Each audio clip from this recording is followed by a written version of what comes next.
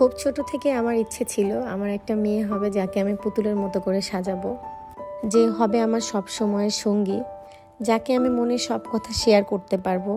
আমার মনে হয় প্রতিটা মেয়েরই এমন একটা শখ থাকে। আলহামদুলিল্লাহ, আমি অনেক ভাগ্যবতী যে আল্লাহ তাআলা আমার উপর খুশি হয়ে আমাকে একটা কন্যা সন্তান দান করেছেন। আমার প্রেগনেন্সির 5.5 মাসে আমি জানতে পারি যে আমার মেয়ে হবে। তখন থেকে কত রকমের যে স্বপ্ন দেখতাম, আমার মেয়েটাকে কিভাবে মানুষ করব, কিভাবে আদর যত্নে রাখবো। আমি চোখ বন্ধ করলে এখনো দেখতে পারি ওটি রুমে যখন প্রিয়াকে আমি প্রথম দেখলাম, তখনও আমার দিকে তাকিয়ে 2 বার চোখের পলক ফেললো। এই স্মৃতিটা যেন কখনোই ভোলার না।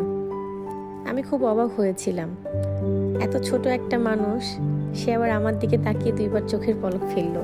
আলহামদুলিল্লাহ, ছোট থেকে ফ্রেয়া অনেক সুস্থ এবং স্ট্রং ছিল। ফ্রেয়া হবার আগে থেকেই আমি অনেক কিছু কিনে রেখেছিলাম ওর জন্য। 1 box hair clip, 1 box hair band, অনেক রকমের কাপড় চোপড়, যে জিনিসটা চোখে লাগতো সেটাই কিনে রাখতাম।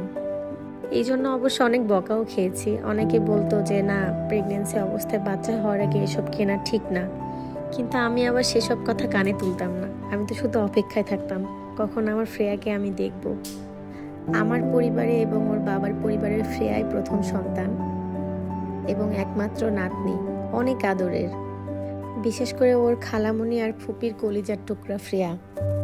দেখতে দেখতে ফ্রেয়ার 2 বছর হয়ে গিয়েছে, অথচ আমার মনে হয় এই তো সেই দিনে আমি ওকে প্রথম কোলে নিলাম। ওর ছোট্ট ছোট্ট 2টা আঙ্গুল স্পর্শ করলাম, ছোট্ট একটা মুখ, সেটাতে কতই না আদর করলাম। এখনো কত রকমের লুকেই না আমার তাকে দেখতে ইচ্ছে করে। এই যে জুয়েলারিগুলো দেখছেন, এগুলো জুইফুল পেজ থেকে আমাকে পাঠিয়েছে।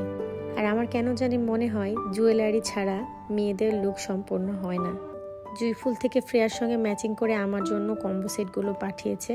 অনেক অনেক ধন্যবাদ জুইফুল পেজকে।